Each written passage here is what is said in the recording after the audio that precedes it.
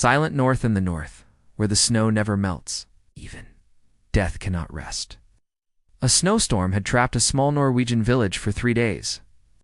Near Olsford, clinging to the side of a frozen mountain, stood an abandoned church. It had no name wasn't on any map, and the locals simply called it the place that must not be named. The archaeology team had come only because of a rumored tunnel beneath the cliffside. But their leader, Dr. Henrik Voll, had a different reason. On the first day, the team found only frozen stone. On the second day, a hollow beneath. On the third, with temperatures at -27 degrees Celsius, their tools struck metal. Henrik knelt beside the pit. Shining his flashlight into the darkness, he whispered, "This is the place." As they widened the hole, they uncovered a stone doorway, sealed with ancient runes. In the center of the doorway, a large circle was carved. Inside the circle, a man with no eyes, arms raised as if in prayer. Beneath the figure, in faded Elder Futhark, was a warning. Speak not his name, lest the tomb fail to hold him. Henrik silently read the inscription, but before he could finish aloud, a younger team member interrupted with a laugh. "Come on, Professor. You actually believe this stuff." Henrik didn't respond.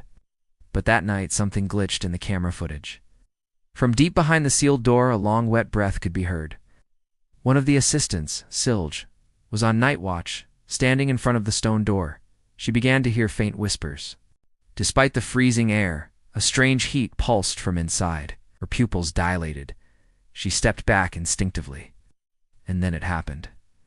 The stone door trembled just slightly. Then came the voice. It shouldn't have been possible, but it was there. Slepa Meg UT translation. Let me out. What lies beyond the door? Some graves aren't sealed with stone, they're sealed with forgetting. The next morning, Silj told the rest of the team about the voice she'd heard. None of them believed her. Only Henrik remained quiet. As he reviewed the night's footage, his expression darkened. He had heard the voice too. But worse, he saw a strange mist seeping from beneath the stone door, a reddish vapor coiling like breath. Later that day, one of the younger team members, Jürgen, began scratching at the runes on the stone door. Henrik noticed and shouted, "Stop!" Those symbols might be the seal, but it was too late. Jürgen had already pried loose a small stone embedded in the figure's eye. And in that instant, the air changed. The blizzard above the village stopped. But this was not peace. It was stillness. And stillness meant waiting. That night no one could sleep. The whispers had grown louder. Not voices, now footsteps. Bare feet on cold stone, slow, deliberate. Silj shut her eyes tight. But the voice still reached her mind. Jeg ser deg nu. I see you now. Henrik called an emergency meeting. His face was pale. This isn't just a Viking tomb. There's something older, something cursed. The Draugr, a warrior whose soul never left his body. The dead that refused to die. Team members scoffed. But that's just a myth, isn't it? Henrik looked up slowly. Draugr want to be forgotten. If you speak their name, if you break their seal, their tomb won't hold. And they will find you even in your dreams. Just then, Jürgen came running from the excavation pit, screaming. His clothes were torn. His face was blank. His voice broken, repeated one line. It has no ice, but it looked at me. Henrik turned to Silj. This has a name. This is not a dream. This is awaking. The awakening. When you disturb a sleeping warrior, you don't just wake him. You wake the darkness. Jürgen muttered through the night. His body trembled. It was as if he was trapped inside a fear he couldn't name. Everyone who touched him felt an unnatural chill, and cold sweat kept pouring from his forehead at dawn. Henrik walked alone to the sealed chamber. He was silent, and he had made his decision. They would either seal the door again and forget everything, or uncover the truth. He knelt in front of the stone, recalled the final lines from the ancient parchment. If the stone that binds the soul is removed, do not speak the warrior's name, for those who hear it never return. Had no plans to return. The central circle carved into the door slowly began to rotate. No one touched it, but something inside was answering. The ground trembled. Cameras flickered. Silj's eyes shut tight, whispered, "Henrik, something's coming." And then the door opened. It moved slowly, groaning as if in pain. Beyond it only darkness. But this was no empty void. It was dense, old, breathing. Henrik reached out with his flashlight. The beam slid across stone walls. In the corners, old weapons, helmets, and decaying corpses. But one figure stood apart. At the center, seated on a broken throne, covered in ancient armor, empty eye sockets, rested sword in hand. When the flashlight hit its face, a red glow sparked in the sockets. Silj stepped back. It moved, but Henrik stepped forward. His voice dropped to a whisper. This must be the Draugr himself.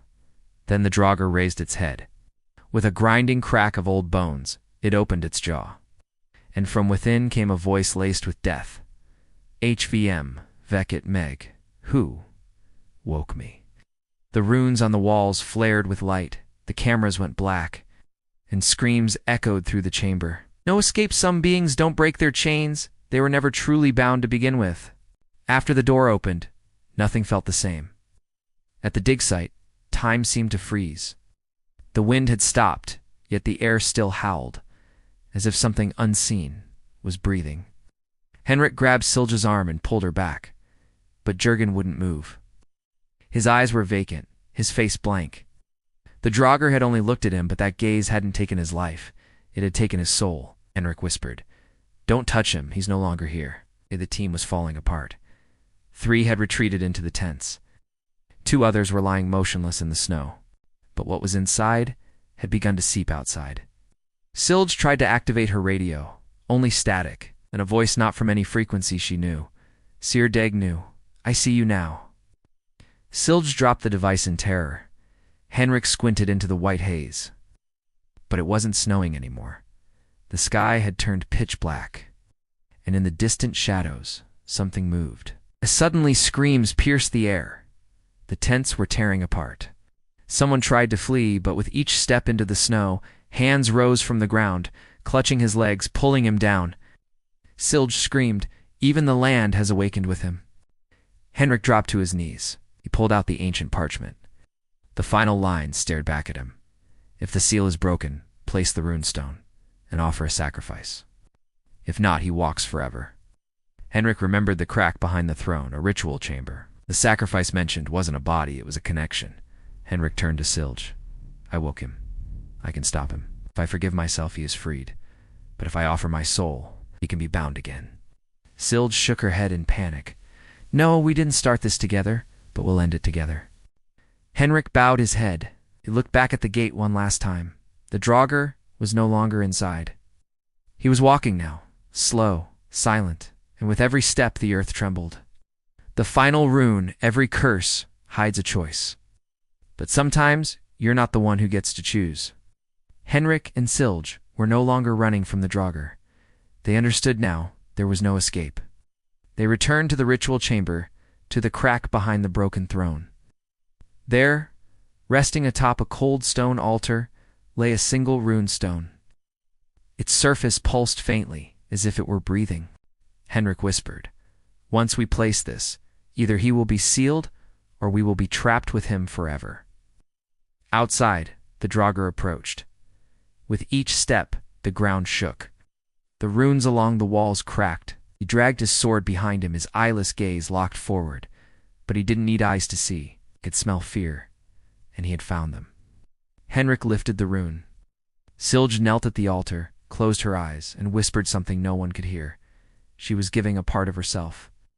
As Henrik placed the rune into the socket, the darkness within the door stirred. The Draugr raised his head, and for the first time he spoke. Turdustenge meg igyan. You dare seal me again? Henrik didn't answer. Because this was not a question for words. It was a test of will. And as the rune clicked into place, the earth cracked. The Draugr stumbled backward. Darkness pulled itself toward the door, as if being dragged by some unseen force. The runes glowed, and the light on the altar reflected from Silj's eyes. Henrik stepped back, but Silj did not move, because the price had been paid. With her soul, the door slammed shut, but this time there was no scream behind it, only silence, and this silence was real. Morning came. The storm had truly ended. The sky turned white again. Henrik walked out alone. In his hand, a torn notebook. and a name written in shaky ink. Silgeval, my daughter. In the far north there was a mountain where snow never melted. Deep inside it, a forgotten door. On the stone, a figure with no eyes, but still watching hen. The door opened, darkness didn't come alone. Death started walking again. The curse of the Draugr begins. This is just the beginning. The true darkness hasn't woken yet, like the video. Subscribe now, because the Draugr will never sleep again.